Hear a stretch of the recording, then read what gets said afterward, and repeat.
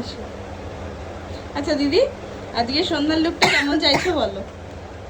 Same সকালের মতন একদম সফট। আচ্ছা, সকালের লুকটা ঠিকঠাক ছিল, লাস্টিং করেছে একদম।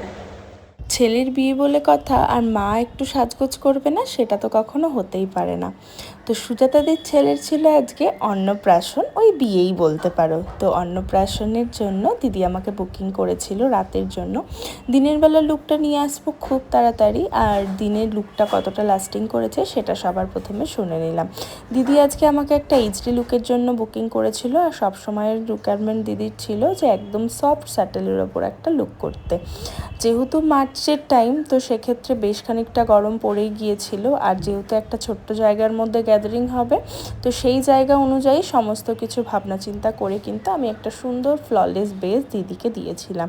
মেকআপটা এখন যতটা ফেয়ার লাগছে, ভিডিও শেষের দিকে দেখবে করতে করতে মেকআপটা কিন্তু একেবারেই বসে গেছিলো। একদম সফট স্যাটেলের ওপর একটা লুক রাখার চেষ্টা করেছি, তার সাথে আই মেকআপটা একটু আমি হাইলাইট করেছি। আই মেকআপটা তোমরা এখানে দেখলেই বুঝতে পারবে, এখনকার ভীষণ ট্রেন্ডিং আই মেকআপ পার্পলের ওপর যে স্মোকি আইটা করা হয় সেটাই করেছিলাম। তার সাথে দিদি কিন্তু সুন্দর একটা ড্রেস চুজ করে নিয়েছিল, তার সাথে দিদির ফেভারিট হচ্ছে মেসি বান। আর সত্যি বলতে মেসি বানটা করলে দিদির মুখে কিন্তু ভীষণ মানায়। আমি এর আগেও যখন দিদিকে সাজিয়েছিলাম আমি তখনও দেখেছি। তো আজকে এত স্পেশাল দিনের জন্য আর কোনো রিস্ক নিইনি, ঝটপট করে কিন্তু রেডি করে নিয়েছি। আর কী যে তাড়াহুড়োর মধ্যে রেডি করেছি সেটা তোমাদেরকে বলে বোঝাতে পারবো না। তো যাই হোক, লাস্টলি ভালোভাবে ফিক্সার দিয়ে জুয়েলারি পরিয়ে আমার লুকটা আজকে আমি কমপ্লিট করেছি। ফাইনাল লুকটা তোমাদেরকে দেখাবো কিন্তু এক্ষুনি।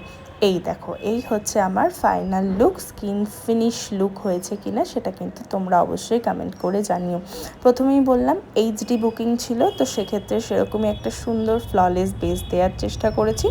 আর সবশেষে শুনে নিয়েছি দিদির কেমন লেগেছে লুকটা, তার সাথে দাদারও লুকটা কেমন লেগেছে। আচ্ছা দিদি, কেমন লাগলো বলো আজকে লুকটা? খুব সুন্দর হয়েছে। মনের মতো হয়েছে তো? দাদা কেমন লাগছে বলো, কেমন লাগছে? সত্যি ভালো লাগছে তো? আমাকে কখনো বলে না। এই দেখো আমার দৌলতে কিন্তু বললো থ্যাংক ইউ বলো। ওই বলছে ক্যামেরার সামনে বলতে হয়।